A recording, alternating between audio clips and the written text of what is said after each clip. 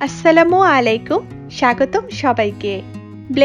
Blender এমন একটা জিনিস যা আমাদের সবার ঘরেই আছে। এই ব্লেন্ডার দিয়ে অনেক কাজ খুব সহজেই করে নেওয়া যায়, ঠিক যেমনটি করে নেওয়া যায় কফি শপ স্টাইল ক্যাপাচিনো। এই ক্যাপাচিনো তৈরি করার জন্য লাগবে না কোনো কফি মেশিন, ইলেকট্রিক বিটার বা হ্যান্ড হুইস্ক, এমনকি হাতও ব্যথা হবে না। এই ব্লেন্ডার দিয়েই তৈরি করে নেওয়া যাবে ক্যাপাচিনো। তো বানানো শুরু করি। 4 টেবিল চামচ ইনস্ট্যান্ট কফি পাউডার ব্লেন্ডারের জগে নিয়ে নিচ্ছি।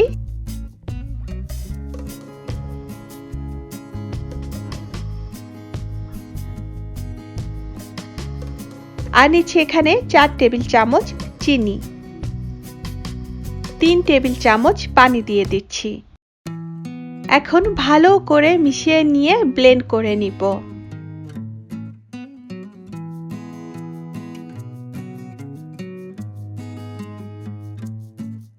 ব্লেন্ড করতে করতে কফির এই মিশ্রণের কালারটা চেঞ্জ হতে থাকবে, মানে এখন তো গাঢ় আছে, আস্তে আস্তে অনেকটা হালকা হয়ে যাবে আর ক্যাপাচিনোর মিশ্রণটা অনেকটা থিক হয়ে যাবে, মানে গাঢ় হয়ে যাবে। থেমে থেমে 5-7 মিনিটের মতো ব্লেন্ড করে নিব। আমি 5 মিনিট পরে দেখে নিচ্ছি, একদম পারফেক্ট হয়েছে, ঘন হয়ে গেছে ক্যাপাচিনো মিশ্রণ। আমার ব্লেন্ডারে 5 মিনিটে এরকমটা হয়ে গেছে। আরো কম বেশি সময় লাগতে পারে, ব্লেন্ডারের পাওয়ারের উপরে নির্ভর করে সময়টা কতটুকু লাগবে। এখন চুলায় একটি হাঁড়ি রাখলাম, 2 কাপ গরুর দুধ দিয়ে দিচ্ছি। আসলে আমি যতটুকু বানাবো কফি ঠিক সেই আন্দাজে 2 কাপ নিয়েছি, আপনাদের আরো কম বেশি লাগতে পারে, মানে যে যতটুকু বানাবে সেই আন্দাজে দুধটা নিতে হবে। চুলাটা মাঝারি আঁচে দিয়ে জাল দিতে থাকবো। যতক্ষণ আমি জাল দিব দুধটা, ততক্ষণ এরকম হ্যান্ড হুইস্ক দিয়ে বিট করতে থাকবো দুধটাকে। এরকম হ্যান্ড হুইস্ক না থাকলে 2টি কাঁটা চামচ দিয়েও এভাবে করে বিট করে নেওয়া যাবে। বিট করতে করতে দুধে যখন বলক চলে আসবে, একবার বলক আসলেই চুলা থেকে দুধটাকে নামিয়ে নিব।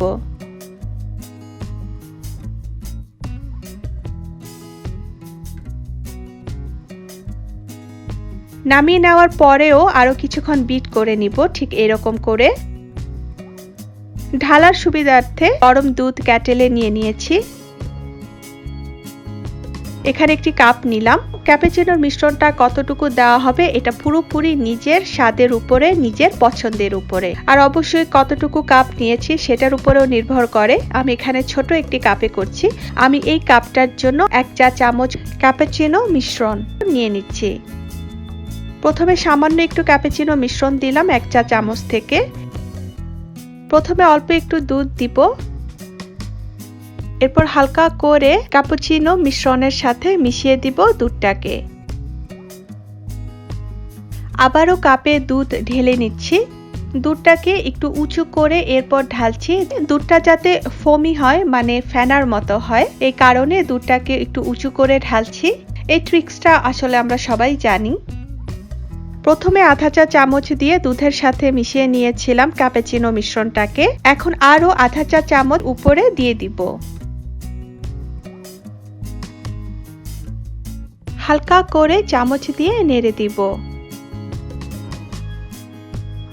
হয়ে গেল কফি শপ স্টাইল ক্যাপাচিনো। অবশিষ্ট ক্যাপাচিনোর মিশ্রণটাকে যে কোনো বাটিতে ঢেলে ভালো করে ঢেকে নরমাল ফ্রিজে রেখে 4-5 দিনের মতো খাওয়া যাবে। দেখলেন তো কত সহজেই ঘরে তৈরি করে নেওয়া যায় ক্যাপাচিনো। আশা করব আজকের এই গরম গরম ক্যাপাচিনো কফির রেসিপিটি আপনাদের ভালো লাগবে। ভালো লাগলে আমার চ্যানেলটি সাবস্ক্রাইব করতে পারেন যারা যারা এখনো করেননি। আমার এই ভিডিওটি আপনার ফ্রেন্ডস অ্যান্ড ফ্যামিলির সাথে শেয়ার করতে পারেন আর আমাকে সাপোর্ট করতে পারেন। ধন্যবাদ সবাইকে, ভালো থাকবেন সবাই, আল্লাহ হাফেজ।